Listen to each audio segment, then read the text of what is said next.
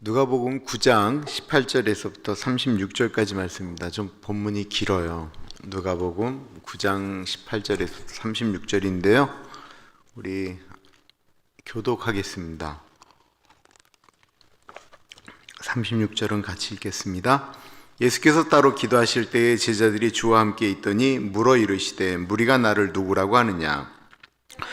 이르되 세례 요한이라고, 더러는 엘리야라, 더러는 옛 선지자 중에 한 사람이 살아났다 하나이다. 예수께서 이르시되 너희는 나를 누구라 하느냐? 베드로가 대답하여 이르되 하나님의 그리스도시니이다 하니, 경고하사 이 말을 아무에게도 이르지 말라 명하시고, 이르시되 인자가 많은 고난을 받고 장로들과 대제사장들과 서기관들에게 버림받아 죽임을 당하고 제3일에 살아나야 하리라 하시고, 또 무리에게 이르시되 아무든지 나를 따라오려거든 자기를 부인하고 날마다 제 십자가를 지고 나를 따를 것이니라. 누구든지 제 목숨을 구원하고자 하면 잃을 것이요 누구든지 나를 위하여 제 목숨을 잃으면 구원하리라. 사람이 만일 온 천하를 얻고도 자기를 잃든지 빼앗기든지 하면 무엇이 유익하리요? 누구든지 나와 내 말을 부끄러워하면 인자도 자기와 아버지와 거룩한 천사들의 영광으로 올 때에 그 사람을 부끄러워하리라. 내가 참으로 너에게 이르노니 여기 있는 사람 중에 죽기 전에 하나님의 나라를 볼 자들도 있느니라. 이 말씀을 하신 후 8일쯤 되어 예수께서 베드로와 요한과 야고보를 데리고 기도하시러 산에 올라가사 기도하실 때 용모가 변화되고 그 옷이 휘어져 광채가 나더라. 문득 두 사람이 예수와 함께 말하니 이는 모세와 엘리야라. 영광 중에 나타나서 장차 예수께서 예루살렘에서 별세하신 것을 말할세. 베드로와 및 함께 있는 자들이 깊이 졸다가 온전히 깨어나 예수의 영광과 및 함께 선 두 사람을 보더니, 두 사람이 떠날 때에 베드로가 예수께 여짜오되 주여, 우리가 여기 있는 것이 좋사오니 우리가 초막 셋을 짓되 하나는 주를 위하여, 하나는 모세를 위하여, 하나는 엘리야를 위하여 하사이다 하되 자기가 하는 말을 자기도 알지 못하더라. 이 말할 즈음에 구름이 와서 그들을 덮는지라. 구름 속에서 들어갈 때에 그들이 무서워하더니 구름 속에 소리가 나서 이르되 이는 나의 아들 곧 택함을 받은 자니 너희는 그의 말을 들으라 하고, 소리가 그침에 오직 예수만 보이더라. 제자들이 잠잠하여 그 본 것을 무엇이든지 그때에는 아무에게도 이르지 아니하니라. 아멘. 예수님에 대해서 생각하는 이미지가 있잖아요. 긴 머리, 호수 같은 눈, 혹은 십자가에 달리신 아주 비참하신 모습, 또한 승리하신 예수님. 저희 집에 그 예수님이 활짝 웃으시는 액자가 하나 있는데요. 원래 그 조성호 목사님이 가지고 계시던 것인데 이상하게 다른 것은 다 들고 떠나셨는데 그것은 남겨놓으셨어요. 그 참 좋아요. 예수님이 막 박장대소하시는 것처럼 웃으시는 액자입니다. 사람들은 예수님에 대해서 여러 가지 생각들을 하고 있었습니다. 당시 이스라엘 사람들도 마찬가지였습니다. 예수님을 욕하는 사람들도 있었죠. 그래서 지난주에 말씀드렸던 것처럼 바리새인들이 예수님에 대해서 먹고 마시기를 즐기며 죄인들과 창녀들의 친구다라고 예수님에 대해서 이야기하는 사람도 있었지만, 대부분의 사람들은 예수님을 좋은 분이라고 생각을 했고, 세례 요한을 죽인 헤롯 왕은 어제 본문에 보면 자기가 죽인 세례 요한이 다시 환생을 해서 예수 안에서 움직인다라고 생각하며 두려워했다라고 하는 이야기도 나옵니다. 어떤 인물에 대해서 많은 사람들이 저 사람은 이런 사람일 것이다 라고 얘기하는 것을 많은 사람들이 공통적으로 얘기하면 그 얘기는 그때부터 객관적인 이야기가 돼요. 내 생각은 주관적인 건데 많은 사람들이 얘기하면 그때부터는 그 얘기는 이제 객관적인 이야기가 되고 그건 사람들에게 동의가 되죠. 예수님에 대한 객관적인 생각에 생각을 이야기하고 있습니다. 18절 보세요. 예수께서 따로 기도하실 때에 제자들이 주와 함께 있더니 물어 이르시되 무리가 나를 누구라고 하느냐? 대답하여 이르되 세례 요한이라 하고 더러는 엘리야라, 더러는 옛 선지자 중에 한 사람이 살아났다 하나이다.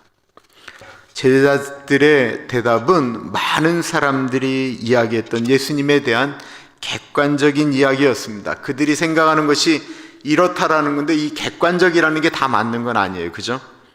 특별한 분이긴 한데 예수님에 대한 말씀은 모두 과거의 인물이 지금 오늘날 다시 돌아왔다라고 이야기했다라는 것입니다.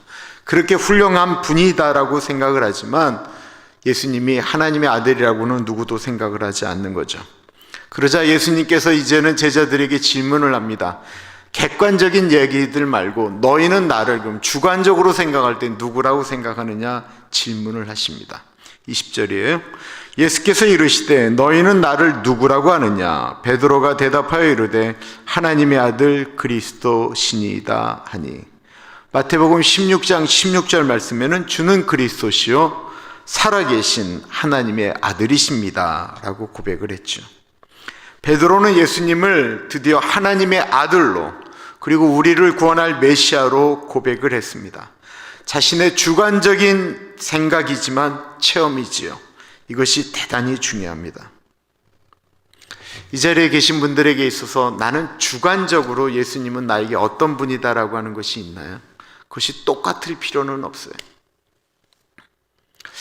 저는 기도를 할 때 앞에 그 하나님에 대한 이 문구가 있잖아요. 사람들마다 다 다르지만 저한테는 늘 참으로 존귀하신 하나님 아버지거든요. 저한테 있어서 하나님 아버지는 참으로 존귀하신 하나님 아버지. 늘 그렇게 기도가 시작되어지고 때때마다 나에게는 어느 순간부터 하나님은 나한테 너무나도 존귀하신 하나님이세요. 이게 내가 생각하고 있는 나의 개인적인 하나님에 대한 고백이에요.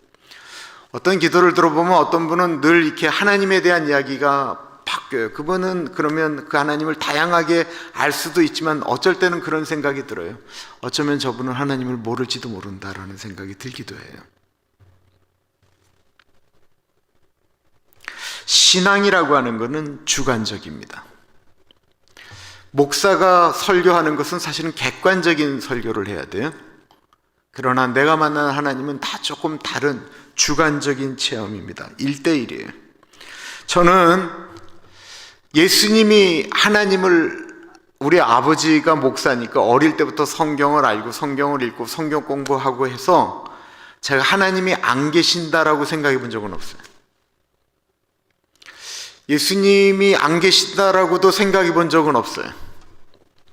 그런데 내가 예수님이 나를 위하여 죽으셨다라고 하는 것이 나한테 전혀 믿겨지지가 않는 거였어요. 아마 그런 것들은 많이들 생각하실 거예요. 하나님이 나를 사랑하신다라고 하는데 내가 그게 믿겨지지가 않는 거예요. 하나님이 천지를 창조하셨다라고 하는 것은 그냥 자연적으로 믿어졌어요. 그거를 의심해 본 적이 없었어요. 그런데 하나님을 믿지는 않았어요. 이해되세요? 하나님이 천지를 창조하셨다라는 것은 믿었는데 내가 하나님은 믿지 못하겠는 거예요. 내가 믿지 못하니까 내가 우리 부모님에게 들었던 수많은 객관적인 이야기들이 저한테 아무런 소용이 없었다라는 것입니다. 예수님을 영접하고 나서야 우리 아버지 어머니의 고백이 아닌 제 입술의 고백이 나오게 되었습니다. 주님, 저는 죄인입니다. 저를 좀 살려주십시오. 이 예수님의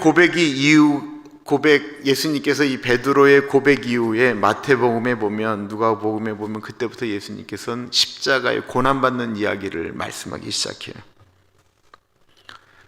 이제는 예수님께서 내가 메시아인 줄 안다고 한다면 내가 십자가를 지는 것에 대해서 이야기를 해도 이해가 될 것이다 라고 생각을 한 것입니다. 23절을 보십시오. 또 무리에게 이르시되 아무든지 나를 따라오려거든 자기를 부인하고 날마다 제 십자가를 지고 나를 따를 것이니라. 우리가 잘 아는 말씀이지만 늘 여러 가지 해석적인 이야기가 나오고 오해도 있는 부분입니다. 아마 수많은 목사님들이 이것에 대해서 설명들을 하셨을 거예요. 우리가 고민되어지는 것은 제 십자가, 나의 십자가가 무엇이냐라는 것입니다. 많은 분들이 십자가라고 이야기하면 가장 힘든 것을 생각을 하죠. 힘든 부분. 대부분 아마 맞을 거예요. 어떤 분은 그냥 남편하고 사는 게 너무 힘이 들었어요. 그러니까 그냥 얘기하는 거예요. 저 남편이 내 십자가라는 거예요.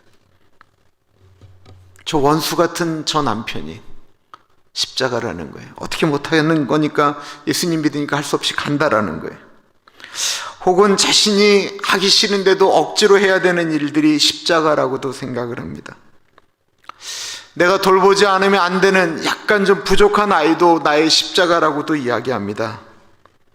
그렇게 생각하는 이유는 이 모든 것이 내가 원하는 것, 내가 원하는 속성을 부인해야만이 할 수 있는 일이기 때문에 십자가라고 보통 얘기를 하죠. 그런데 그거는 우리가 십자가라고 얘기하기는 좀 어려워요.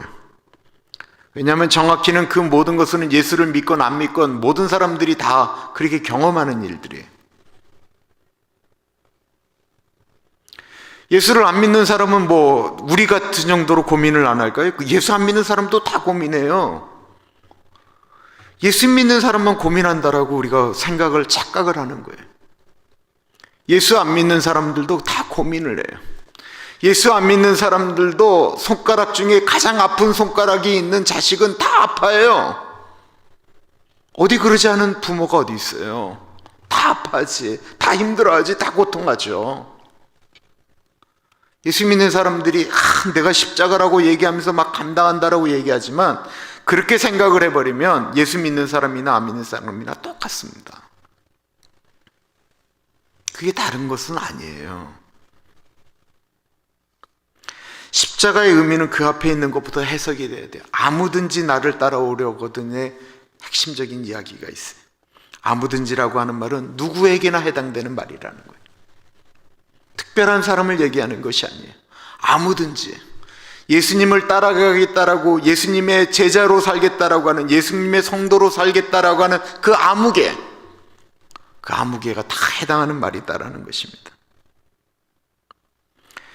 예수님을 따라가겠다라고 하는 사람들에게 있어서 나를 부인한다라는 말은 좀 거창한 이야기 같지만 그냥 좀 쉽게 생각하면 내 생각과 예수님의 생각이 있을 때 내 생각보다는 예수님의 생각이 더 앞에 있는 게 나를 부인하는 정도라고 생각하는 게 참 좋을 것 같아요. 너무 거창하게 생각하니까 우리가 지키는 게 너무 힘든 것 같아요. 근데 예수님의 생각이 내 생각보다 먼저라는 거예요. 이게 그냥 나를 부인하는 거를 그 정도로 생각을 하는 게 제일 좋은 것 같아요. 이게 너무 그렇지 않으니까 부담스러운 거예요. 그러면 똑같은 얘기가 되는 거예요. 예수님의 생각이 내한테는 원수인데 예수님의 생각으로 생각하니까 예수님이 사랑하라고 하니까 사랑하는 거예요. 그걸 굳이 십자가라고 얘기할 것 없이 예수님의 생각이 나의 생각보다 앞서 있다라고 할 때 예수님이 원하는 방식으로 살아가는 것, 그게 십자가라는 것입니다. 그런데 그 일이 언제 일어나는 일이에요? 날마다라고 표현하고 있어요. 날마다. 십자가가 거창한 게 아니고 날마다 생각을 해보면 내 생각과 예수님의 생각이 늘 이렇게 다르게 느껴지는 일은 거의 날마다 일어난다라는 거예요. 그래서 날마다 하루 버티는 게 그냥 참 좋은 것 같아요. 평생 그 일을 내가 해야 된다라고 하면 너무 힘든데 오늘 하루 예수님이 원하는 방식대로 오늘 하루 살고 넘어갔으면 그 다음 날도 또 예수님 원하시는 방법대로 살고 이렇게 살아가는 것으로 이 본문을 해석하면 좀 쉽지 않겠는가 생각합니다. 이게 일생에 있어서 나의 십자가라고 얘기하니까 오늘 하기 싫으면 그냥 내가 내팽개쳐 버리는 거예요.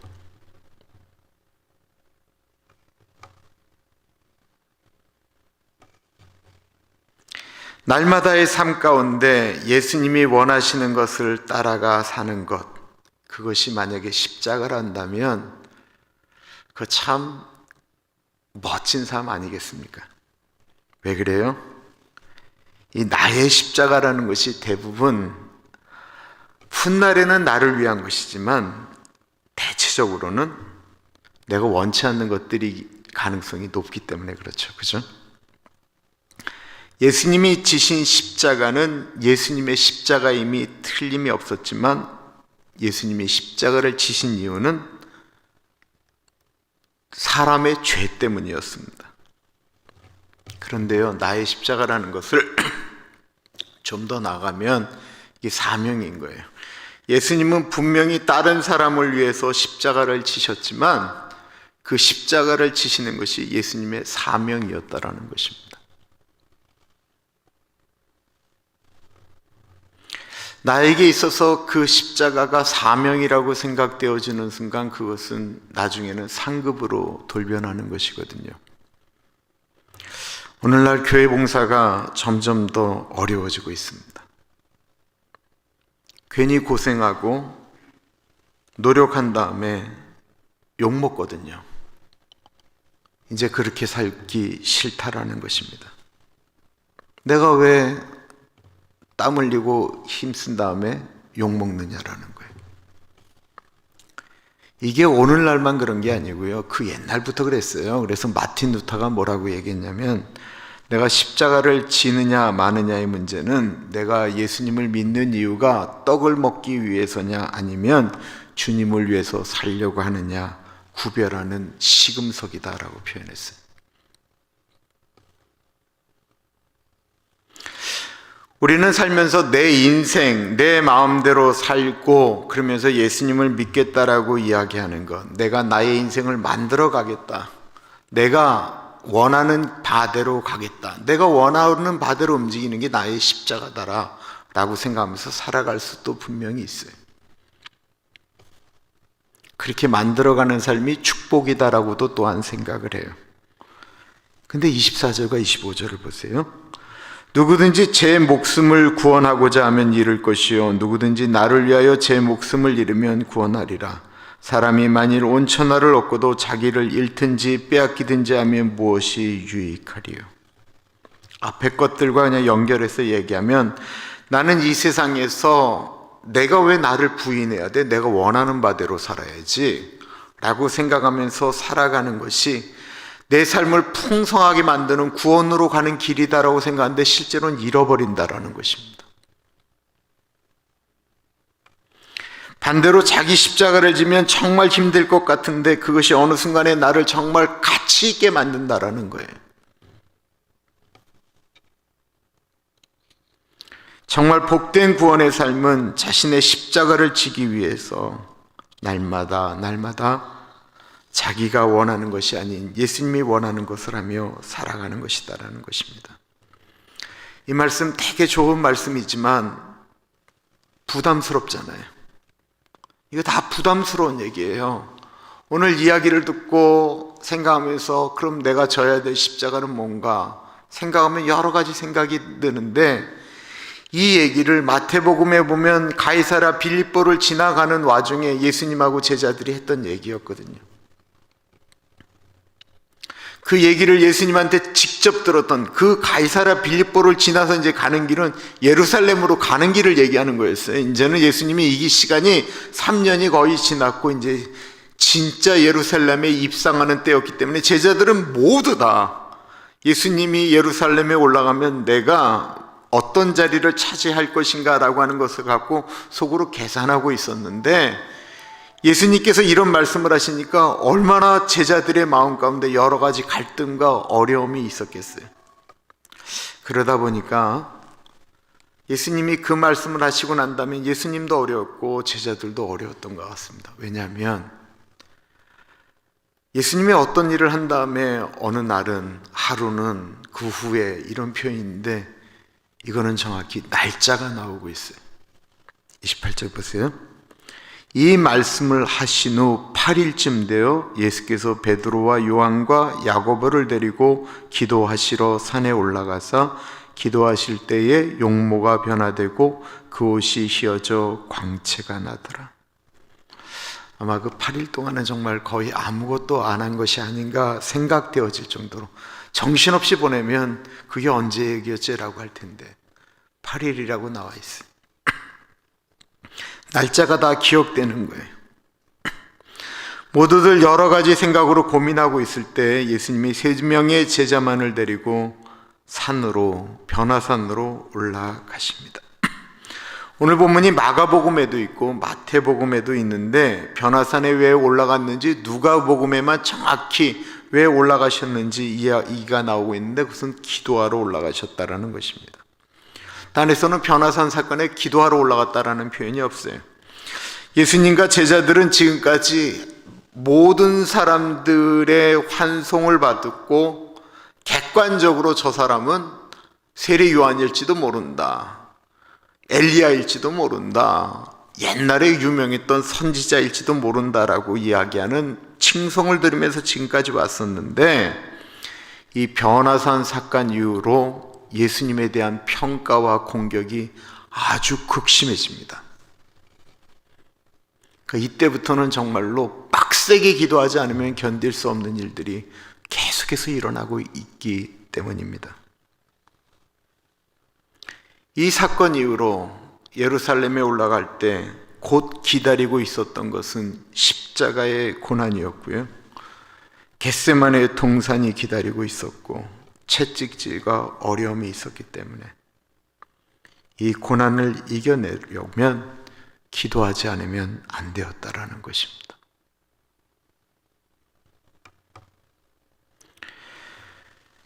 예수님 기도하실 때 모세와 엘리야가 그 자리에 같이 참석하게 됩니다. 이들은 아마 예수님에게 이제 십자가 지시는 사건에 대해서 이야기를 나누며 예수님을 위로했는지 모르겠어요.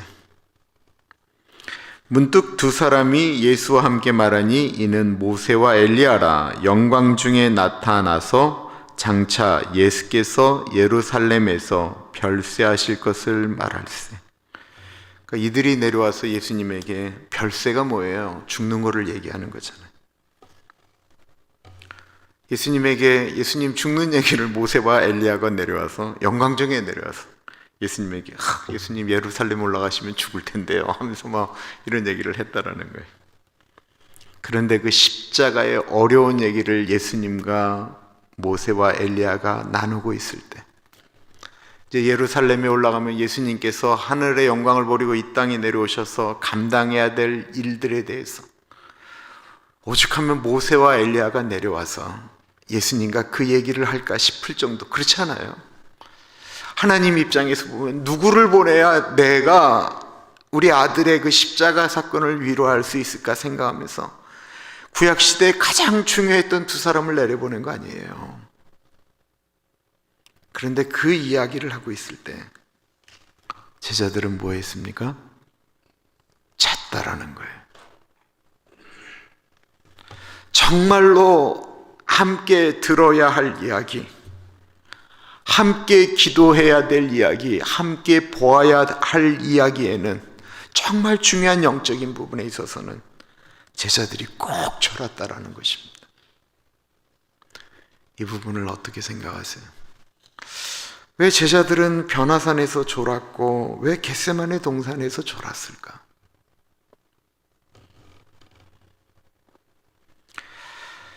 기도가 잘 될 때가 있고요, 기도가 안 될 때가 있어요. 다 경험하실 거예요. 늘 잘 되시는 분들도 계시긴 할 거예요. 그러나 진짜 공격이 심하고 어려운 일이 닥쳐질 때는 기도가 잘 안 돼요. 기도가 막 눌려요. 눌린다라고 하는 표현이 맞아요. 기도가 막 무거운 공기가 사람을 누르듯이 막 눌러요. 기도가 잘 안 돼요. 기도를 하는 게 너무 힘들어요. 기도가 어떤 단계까지 올라가는 시간이, 옛날 같았으면 뭐 그냥 뚝딱 하면 들어갔던 것이 막 그냥 수도 없는 시간과 고통과 어려움과 갈등과 그만하자라고 하는 생각이 들 거를 다 극복해 나가야 겨우 기도가 들어갈 때가 있습니다. 보통 그래서 기도가 막힌다라고도 표현을 해요. 열정적인 곳, 열광적인 곳에 가면 기도가 절로 돼요. 그런데 그렇게 기도가 잘 되는 곳에서 하는 기도가 꼭 십자가의 기도가 아닐 가능성이 대단히 높습니다. 어쩌면 기도에도 십자가의 기도가 있다라는 거예요. 기도가 안 되지만 이 기도는 기도하지 않으면 안 되는 타이밍이다라고 느껴지는데, 기도가 안 될 때 그 기도를 뚫고 나가야 되는 것이 십자가를 진 기도라는 것입니다. 예수님이 모세와 엘리야와 함께 예루살렘에서 십자가 달려 죽는 이야기를 나누고 있을 때, 그 듣기 싫은 이야기죠. 듣고 싶지 않은 이야기를 들어야 할 때 그들은 졸고 있었다라는 것입니다. 그리고 기가 막히게 그 이야기가 끝날 쯤에 눈을 떴어요. 십자가 이야기는 듣지 못하고 눈을 떠보니 온통 영광스러운 모습이었다라는 것입니다. 이때 베드로가 느꼈던 것은 황홀감이었죠. 32절에 베드로와 및 함께 있는 자들이 깊이 졸다가 온전히 깨어나 예수의 영광과 및 함께 선 두 사람을 보더니, 예수님의 모습이 온통 아름다우신 모습으로 바뀌었습니다. 예수님이 기도에 승리하신 순간 예수님의 용모가 완전히 바뀐 거예요. 기도하는 사람들은 아름다웠습니다. 29절에 이렇게 이야기하고 있어요. 기도하실 때에 용모가 변화되고 그 옷이 휘어져 광채가 나더라. 예수님의 모습이 언제 바뀌셨습니까? 기도할 때 바뀌었다라는 것입니다. 그 옷이 하얗게 되어 광채가 났다라고까지 표현하고 있습니다. 마태복음 17장 2절은 이렇게 이야기하고 있어요. 그들 앞에서 변형되사 그 얼굴이 해같이 빛나며 옷이 빛과 같이 휘어졌더라. 아마 이 지상에서는 볼 수 없었던 색깔로 변화되었던 것 같습니다.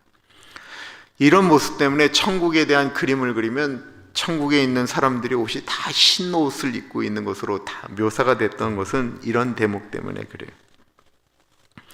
올라가실 때는 기도할 수밖에 없는 그 십자가를 지시기 전의 모습으로 고통하면서 변화산으로 올라가셨는데, 올라가셔서는 완전히 바뀌셨다라는 것입니다. 지치셨던 모습이 새로운 용기가 났던 것이죠. 제가 다녔던 신학교에 신약학을 가르치셨던 교수님 중에 성종현 교수님이라고 계세요. 성종현. 한 2, 3년 전에 은퇴하셨어요. 근데 이 성종현 교수님이 진짜 영화 배우보다 더 잘생기셨어요. 정말 조각남처럼 생겼어요.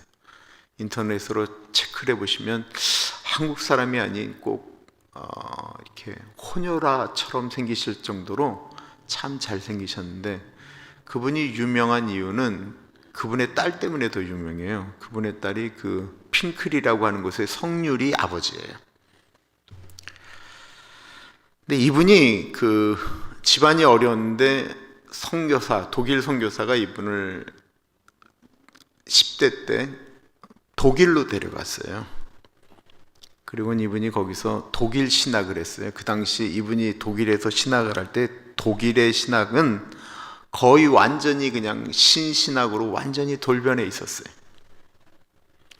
그 모든 성경적인 것을 오늘날의 과학과 이성적인 것을 가지고 객관적으로 바라보기 시작했던 때였어요.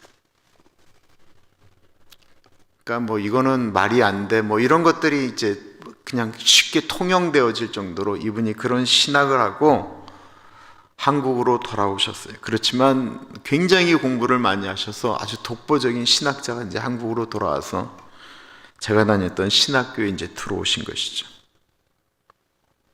이성적 신앙, 객관적 신앙에 머물러 계셨습니다.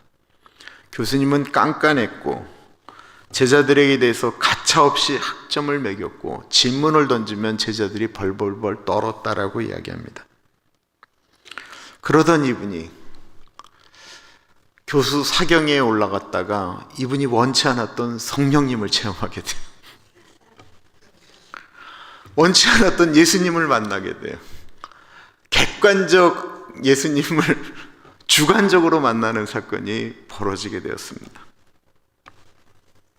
얼마나 이분이 많이 바뀌었는지 이분의 삶에 대해서 성정윤 교수님을 아는 사람들이 성정윤 교수님에게는 BC와 AD가 있다라고 얘기를 하는 거예요. 예수님 만나기 전에, 이게 지금 신학 교수 얘기하는 거예요. 예수님 만나기 전에 신학자 성정윤과 BC 성정윤, 예수님을 만나고 난 다음에 AD 성정윤을 얘기합니다. 그리고 이분이 그때부터는 학생들을 데리고 본인이 성경 공부하고 산에 올라가서 기도하는 일을 참 많이 하셨어요. 이분이 그 학점을 주기 시작하는데 그다음부터 이제 은혜로 주기 시작했어요. 제가 성정윤 교수님을 만난 거는 너무나도 감사하게도 AD였어요. 교수님, 애보기가 너무 힘들어요. 집에 가. 3시간짜리 수업이었는데 오늘은 그만할까? 할렐루야. 뭐 이러셨어요. 이분이 경건의 시간에 이제 설교를 하셨는데, 우리가 천국에 가면 우리의 피부는 어린아이처럼 보들보들하고 우리의 체형은 너무나도 아름다운 모습으로 변형되어져 있고 막 하면서 막 그냥 본인이 진짜 마치 천국에 갔다 온 것처럼 아주 황홀함에 빠져서 이렇게 설교를 하셨어요. 그러니까 예수님을 만난 사람들에게는 이게 참 은혜가 되는 설교였어요. 그런데 이렇게 설교가 끝나고 이제 바로 조직신학 수업을 듣는데, 프린스턴 대학을 나왔던 조직신학 교수님이 우리들 앞에서, 아니 교수가 완전히 미치지 않고서 저걸 설교라고 하느냐라고 얘기를 하는 거예요. 아니 지가 천국을 갔다 오보지도 않고서 어떻게 저렇게 무식한 소리를 하느냐라고 막 얘기하는 거예요. AD에 있다가 수업 시간에 다시 우린 BC로 돌아갔어요. 우리는 알고 있었어요. 그 교수님은 여전히 BC 가운데 있는 교수님이다라는 거예요. 그분이 너무나도 놀랍게도 그 수업 시간에 예수님을 한 번도 예수님이라 불러본 적이 없어요.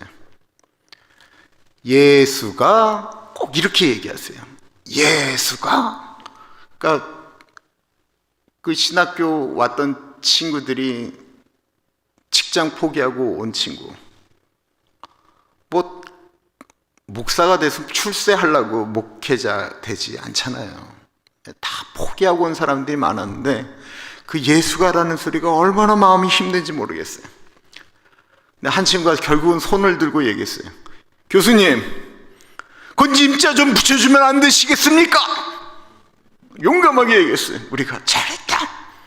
그랬더니 이 교수님 어투를 내가 흉내낼게요. 알겠어요. 그 다음부터 뭘 했는 줄 아세요? 지저스가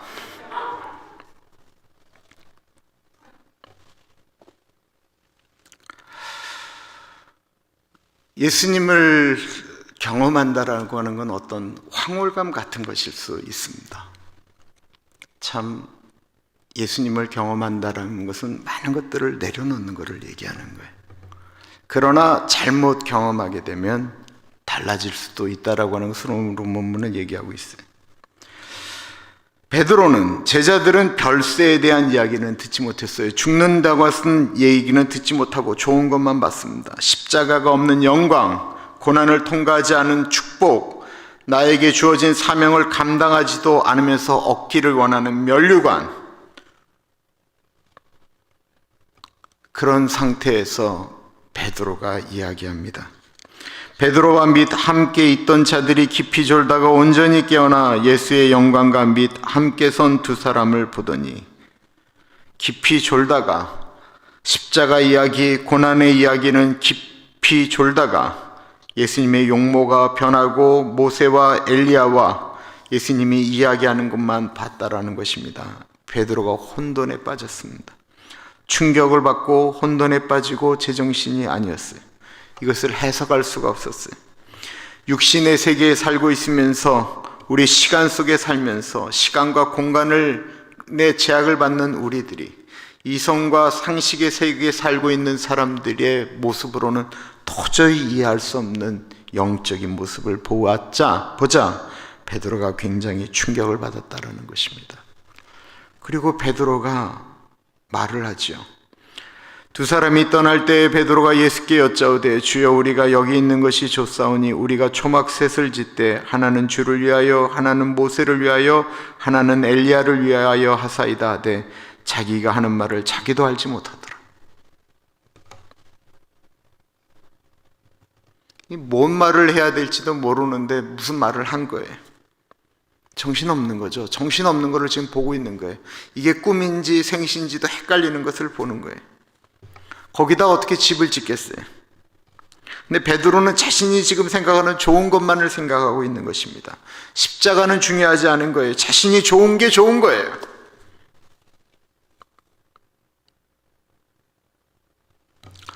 우리 가운데 이런 생각을 하면 나도 그런데 라고 생각하시는 분이 있을 수도 있어요. 내 은혜를 경험하기 시작하면 우리는 날마다 조금씩 변화되는 것입니다. 한 번에 바뀌지 잘 않아요.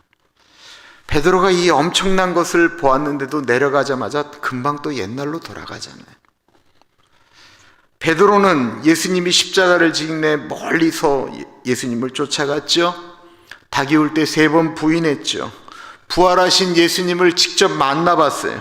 그런데도 부활하신 예수님을 만난 다음에도 그는 고기 잡겠다고 다시 돌아갔습니다.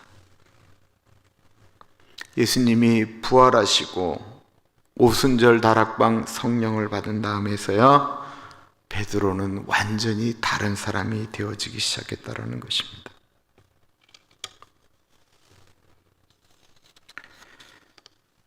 이때 하늘에서 구름이 내려와서 이들을 덮었습니다. 그리고 소리가 나지요. 이 말할 즈음에 구름이 와서 그들을 덮는지라. 구름 속으로 들어갈 때 그들이 무서워하더니 구름 속에서 소리가 나서 이르되 이는 나의 아들 곧 택함을 받은 자니 너희는 그의 말을 들으라 하고 소리가 그침에 오직 예수만 보이더라.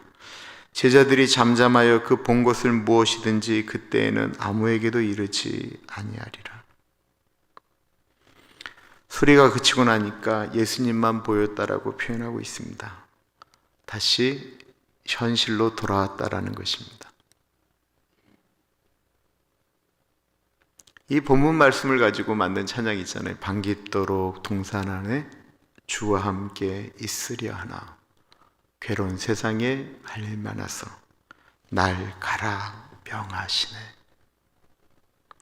일상으로 돌아왔다라는 것입니다. 우리가 예수님을 만나고 나면 너무 좋지만 우리는 다시 일상으로 돌아가야 합니다. 아마 우리가 죽는 날, 그때는 변화된 예수님의 모습과 같이 변화된 성도들과 함께 정말 변화된 모습으로 아름답게 살 것이지만 지금 육신의 몸을 입고 시간과 공간의 제한을 받으면서 사는 이 세상은 우리가 원치 않는 일들이 끊임없이 일어나게 됩니다.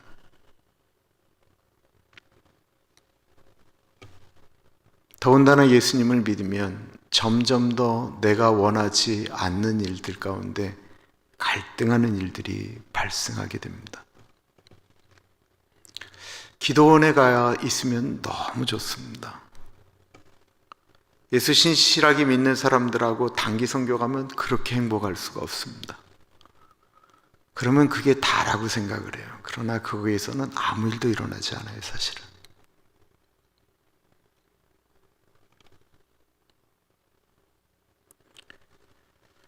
우리가 사는 세계는 끊임없는 도전과 고통이 있습니다. 이것을 이기려면 산에 머물면 절대로 이길 수가 없습니다. 이것을 이기려면 변화산의 은혜를 가지고 이 땅에 내려와서 내 십자가를 지어야만 이길 수가 있습니다. 누구든지 나를 따라오려거든 자기를 부인하고 자기 십자가를 지고 나를 쫓을 것이니라. 여기에 진짜 열매가 있고 진짜 은혜는 산에 있는 게 아니고 여기에 있는 거예요. 십자가는 변화산에 은혜 받는 은혜로운 자리에 있는 것이 아니고 십자가는 분명히 내가 지금 있는 현장에 있는 것입니다.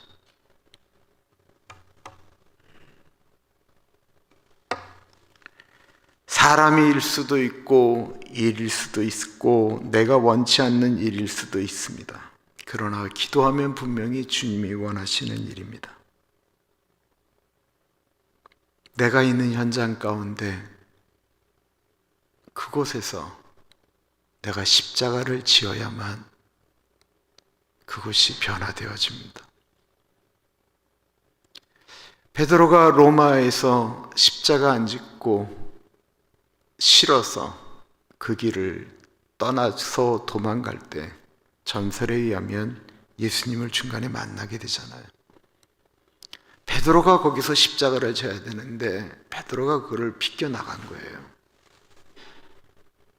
베드로가 예수님을 만나서 질문하죠. 코어바디스, 주님 어디로 가십니까? 그게 코어바디스예요.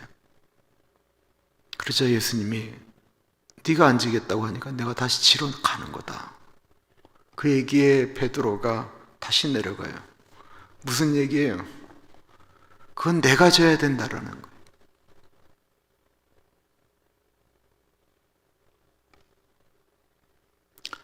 이 시간에 우리 함께 기도하겠습니다. 분명히 생각해 보면 내가 져야 된, 다른 사람에게 지울 수 없는 내 십자가가 분명히 있습니다. 이게 너무 지기 싫기 때문에 날마다가 아닌 가끔 한번 좀 은혜 받고 난 다음에 그때나 좀 지고 싶다라고 얘기할 수 있습니다. 그러나 그거는 내 십자가이기 때문에 내가 져야 내 주변이 편안해집니다. 우리 같이 기도하겠습니다. 존귀하신 하나님 아버지, 하나님 아버지, 하나님 아버지, 주님, 주님의 은혜가 곳에 흘러가기를 간절히 기도합니다. 하나님 아버지, 주님 그 길을 걸어가는 우리의 삶이 하나님 앞에 나아갈 수 있도록 하나님 인도하여 주시기를 기도합니다. 성령 하나님 같이 하여 주십시오. 하나님 아버지 동행하여 주시기를 간절히 기도합니다. 귀하신 주님 같이 하여 주옵소서. 내가 져야 될 그 자리에, 그 현장에서 정확히 주님 바라보며 십자가를 지고 나아가는 제가 되어지기를 기도합니다. 하나님 아버지, 이 시간에 우리 살아오는 주의 백성들 한 분 한 분의 마음을 붙잡아 주옵소서.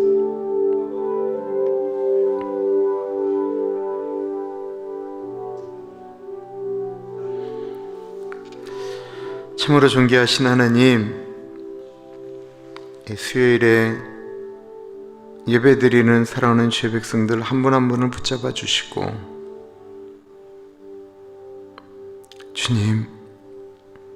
주님 따라가는 것 쉽지는 않지만 아무든지 나를 따라오려거든 자기를 부인하고 날마다 자기 십자가를 지고 나를 쫓으니라 말씀하셨던 주님의 말씀에 민감하게 반응하며, 주님, 내 삶의 현장 가운데 예수님이 원하는 삶 살아가겠습니다. 주님 고백하며 기도하는 우리 한 분 한 분을 만져 주십시오. 힘 주십시오. 이기게 하여 주옵소서. 면류관을 붙들게 하여 주옵소서. 십자가 지게 하여 주옵소서. 내 십자가 남에게 지라고 하지 않게 하여 주옵소서. 지금은 우리 주 예수 그리스도의 은혜와 우리를 너무나도 사랑하셔서 하나밖에 없는 아들을 넉넉하게 보내주신 하나님 아버지 그 크신 사랑하심과 성령 하나님의 감화감동 역사 충만 교통하심의 놀라운 은혜가 하나님 아버지 다시 나의 십자가를 지겠습니다 다짐하는 사랑하는 주의 백성들 머리 위에 지금으로부터 영원토록 같이 하시기를 간절히 축원하옵나이다. 아멘.